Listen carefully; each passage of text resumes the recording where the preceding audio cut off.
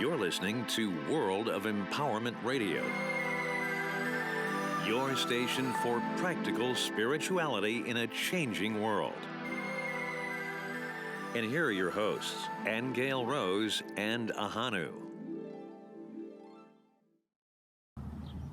Welcome back. I am Ahonu, and this is my lovely Aingeal Rose. And we're bringing you part 2 of our language of spirit today. You will remember that last week we covered half of the 36 points that Aingeal Rose downstepped as reminders of what's going on in our world. That's right. And just a reminder too that, spirit is everywhere. Spirit can be seen and found and heard in everything if we just pay more attention. So here are a few more reminders. Have a listen and let us know what you think. Bye. All right. And then there's meditation, of course. I know people get a lot of guidance through meditation. Sometimes just by going into the stillness where you just become more centered and more sensitive. And I think that's a real big key in terms of being able to receive messages is sensitivity. I know you go into meditation every day and you go into the void in your consciousness. And I know when I used to meditate quite frequently every day, I asked to be taught by my higher self through meditation.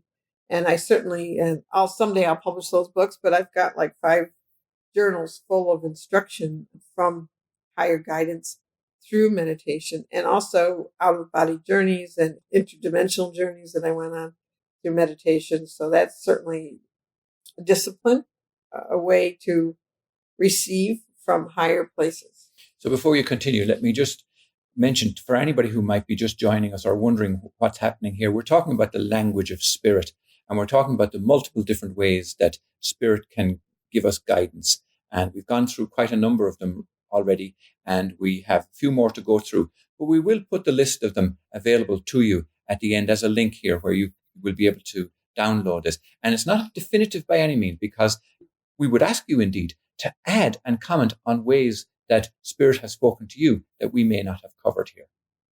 All right. So another one is through writing, journaling. And journaling I love journaling, as you know, because I always find that when you put your hand to paper and you start asking yourself some questions about how you feel or why you went through a particular experience, the information that suddenly comes out through you is usually pretty shocking at times. You're surprised, like, Yes. Wow, I didn't realize that about myself. I didn't know that that's what I was doing. Oh my God, I see the sense in that experience or that situation when you start writing about it. And it's very simple, just by asking yourself how you feel about something. That can lead to all kinds of things, even past life revelations, by the way. But take care also, let me just elaborate for a tiny bit on that, because many of you will know that we are publishers and we've published a lot of books, our own as well as books for other people. And a lot of those books, especially for us, have come out of the journaling. So some kind of revelation, some kind of insight that you want to flesh out and turn it into a book, that's a lot of time where fantastic insight can come, not only for yourself, but be of great benefit to the wider community as well. Well, that's actually how I came out with this list today. I sat down and asked Source, okay, what are the ways you speak to us? And that came out of just writing. So inspirational words or ideas. We all might be in Barnes & Noble, for example, and you open up a little gift book and there's a phrase in there, or somebody sends an affirmation or a statement that just happens to be what you needed to hear that day. So that's another way. And speaking of words, I'm at a great advantage coming from Ireland and having spoken and learned Irish. Irish, they say, is very closely connected with the ancient Sanskrit. And because of that, a lot of meanings of words arrive out of the sound. So one that struck me this morning was depression, because you had mentioned that we would mention depression as part of this and that this exercise may be of help to some people. But I thought about depression, deep press. And depression presses you deeply in parts. And it might be the very stimulation that would get you out of that sense of being pushed down, pressed down deeply. Well, it has information. I think every emotional experience has information. Yeah. I think people just try too hard just to get rid of the symptoms because they're uncomfortable, and they don't ever inquire about what the information is. Yeah. And they say about emotion even being energy in motion. Absolutely. You know? So watch these words. That's what Aingeal Rose is pointing to, really. The words that you use are very, very powerful. And now what about music? Back when my first husband died many, many, many years ago, of course, when you go through a death at a young age or death at any age, you're always wondering if somehow do you still have contact with that person? Are they awake still? Are they alive on some level? And for me, I remember back then I was laying in bed wondering that. And all of a sudden, this song comes on the radio, and I had not even turned the radio on. It just burst through, and it was a song by Journey that just happened to answer my question. And another time I was driving in the car thinking about this particular person, and a John Denver song came on, and it's like it was a message to me personally. Does that ever happen when you think of me?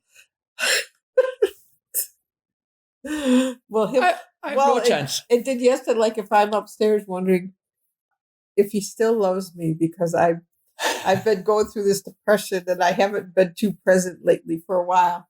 And he's downstairs and he's cooking breakfast. I played some love songs. Yeah, he put love songs on the radio. Or let's just say he asked for, and here's the funny thing, he asked for Alexa to play a different song, and instead Alexa plays a selection of love songs. Yes.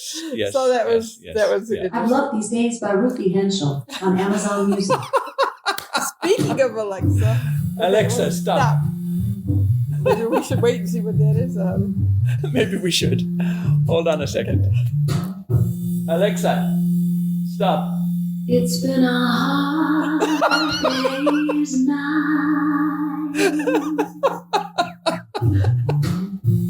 You see what I mean? And I've been working like a dog.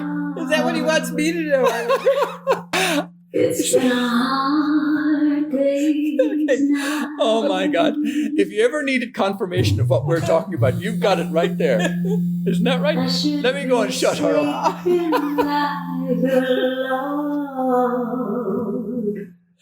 my God, Alexa, stop.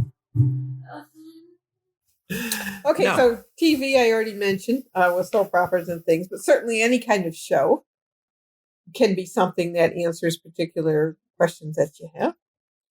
And movies as well. Movies do the same thing. Yes. Why do you pick a particular movie to go to at a particular time?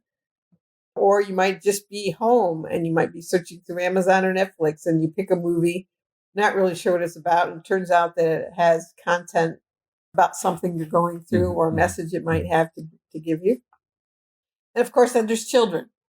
Children say the funniest things and they come out with particular things, and they're great little teachers in terms of how to be in the moment and how to stay present and how to not take things so seriously. Yeah. So they teach us all about play. But when they show up in your life and they start doing little silly things, that's a big message right there. All right, then there are people who do feel inspired by going to churches. Basically, anything and all of the above works. A lot of our friends here in Bend go to the Unity Church. It's a bit of a unusual unity in terms of its metaphysical focus and content. So people do find all kinds of things by going to church. They find comfort and solace, and that's great for where you're at right now. And what about workshops and classes that show up that are designed to move you to the next level in some way or take you deeper into yourself? So prayer and ceremony is another way people communicate with spirit. Rituals and things that people do where they feel they get a message or they get a deep inner sense of connection by doing those things, or they go to a Native American ceremony, or they walk a labyrinth, for example, and they feel a connection that way through the rocks that are in there in the spiral pattern. I remember, and you'll laugh at this, back in the day when I wanted my perfect partner, and this goes into our training years ago. I wasn't one who was into rituals. I wasn't friends who built altars using particular religious icons, and just wasn't into all that. So, the fairies came to me and said, well, build an altar to us. And that was quite comical because I just allowed myself to be intuitively guided as to what to put on that altar. And of course, it was a lot of nature things, and it was sparkly things, and then bells, and they last minute they said, and don't forget the wine. Oh, So I got myself a tiny little miniature goblet, and I put red wine on my altar. But because I wanted a relationship at the time, I was teaching at a metaphysical bookshop, and just that day, she had gotten these pictures kind of, for people to buy. And weren't there a picture of a fairy bride and a fairy groom sitting there on her shelf that particular day? So, of course, I knew I had to scoop them up and put them on my altar. So, those sorts of things show up to you. Or, why did I pick to go into the store on that particular day? It's kind of like here when I say to you, I need to go to a particular store. And you're like, why? You don't need anything there. And I'm like, I just know there's something there I need. And sure enough, there was always something there I wanted. Okay, so plants. I find that interesting that particular plants give off particular vibrations, and flowers. And why are you attracted to what type of flower or what type of plant? If you look them up and you look at the meaning of them and what they do, it'll make sense to you why you're attracted to certain plants and why you're not attracted to others. And now you understand why I called her Aingeal Rose. Oh, jeez. Oh, boy. Okay. All right. And then the last one I have down here, but certainly not all, is just direct connection to spirit, where you're just very, very aware and in tune of a presence or a message. Or, you know what? Even when people pass over, how many times do I hear people say, I feel my mom around me, I feel my dad around me, I feel this person or that person around me. And they have a sense that the person's in the room or in the area. That's by feeling. And so I want to affirm that we have inner senses within us that are in connection or are attuned all the time to higher dimensions. And oftentimes we just don't pay attention because we're just too focused on our 3D reality. So take a look at all these things and just start to look around in your own life in terms of how many of these things occur to you on a daily basis. So we just wanted to offer this little bit of encouragement and affirmation that we are all connected to spirit all the time. We don't have to have psychic abilities. We don't have to have visions. A lot of people think that's the way that you're communicating. But I'm saying that when people ask me, how did you get so psychic? Or how can you do what you do? To me, it was all about sensitivity. It was allowing myself to feel deeply, no matter what I was going through, whether it was joy or whether it was deep sorrow. It was also a lot of journaling about my belief systems and questioning myself in terms of why did I think a particular way. And once I learned about the law of cause and effect, and I started asking myself, well, if I'm going through a particular effect, what kind of thoughts would I had that would have created that? So it was a combination of a lot of things, but it really boils down to don't censor things that are coming to you. Don't censor pain if you feel pain. Don't let it be that the first reaction you have is how do I get rid of this pain? No matter what level it's on. It's really about falling into it deeply and letting it talk to you and letting it tell you things about your heart and how you truly feel, or information about other people. It's the reason that sensitivity helps you also know what someone else is feeling and what they're going through, precisely because you've gone through it and you've allowed yourself to feel it. And it also breeds compassion. Like I say, I've had animals, I've had crystals, I've had rocks, I've had books, I've had dreams. I've had all of these things occur to me. And through my own meditation and discipline, I went from being shown things in pictures or colors that were symbols to me that I had to look up and find the meaning. And that advanced to pure telepathy, where I heard and was receiving information telepathically. And then it went to experiences of going into other dimensions.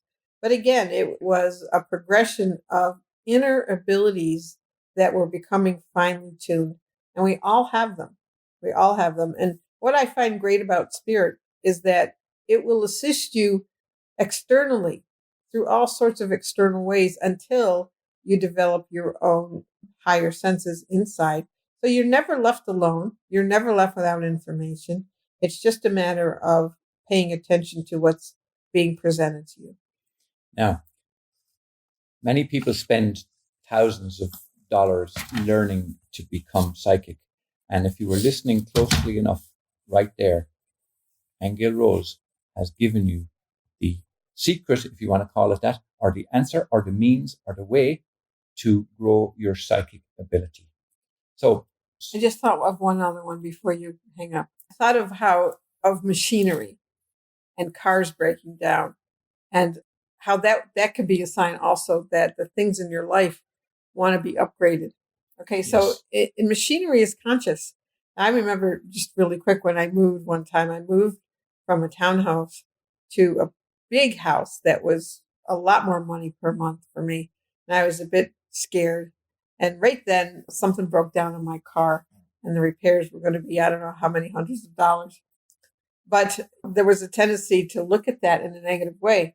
But I recognized that my car was saying, hey, you're moving up to a higher frequency. I need to go as well. I need some repairs. So I went and I didn't have the money in my checking account at that moment, but I went in and I put it in for service. And I just made the decision that by the time they're done fixing my car, the money will be in my account. I don't know how, but sure enough, that's what happened. And people will experience that with refrigerators breaking down. Or recently in this dimensional split we're going through, it seems that water is a big thing. Flooding is happening in people's lives. Their bathroom pipes are breaking. That's right. And blockages. In fact, we had a very interesting one just the other day. You've got us on a roll now speaking about these synchronicities. A blocked pipe and, of course, water to do with emotion. And in the seeming chaos that we talked about where we are in terms of packing up and moving house and all of that. Letting go of everything, really. The stress that's associated with that. This was about things being backed up. There were things being emotions blocked. being blocked up. Yes. That needed releasing. It needed releasing. And boy, when that plunger went down and you could hear going. Right. Yeah. And a few weeks ago, Ahonu flooded the laundry room. But, if I didn't hear from other friends that following week that flooding was going on with them, and one woman in particular kept saying, what's with the flooding? It's happening everywhere. Right. And that's just indication of the change that we're going through on a particular level emotionally. But yeah, all of these things. Machinery is a big one, though, because people do have a tendency to look at breakdowns of water heaters and big items. And computers, too. And computers, things that cost a lot of money as negatives. And the truth is, no, it's just asking for an upgrade. All right. Lots of stories like that. To be continued. But that's it for the moment. We've gone through 36 ways that the Spirit speaks to us, the language of Spirit. We will put a link to it down below, so you will be able to download the entire list. And it's by way of encouragement through this time of change that we're going through. So until the next time, be safe, be strong, and know that we're available. We are open and willing to speak to everybody and anybody through our websites at aingealroseandahonu.com or worldofempowerment.com. and aingealrose.com and ahonu.com. So we hope you enjoyed that, and we hoped it helped you find a way to reconnect to Spirit. And what are we saying now, Hannah? We'll see you next week. Stay tuned for the next adventure. We'll see you next week with some more information from Spirit, and we hope it'll be of help to you. Blessings and thanks from myself, Ahonu. Yes. And Aingeal Rose. And from Aingeal Rose. Bye-bye. You have been listening to Aingeal Rose and Ahonu on World of Empowerment Radio, your station for practical spirituality in a changing world.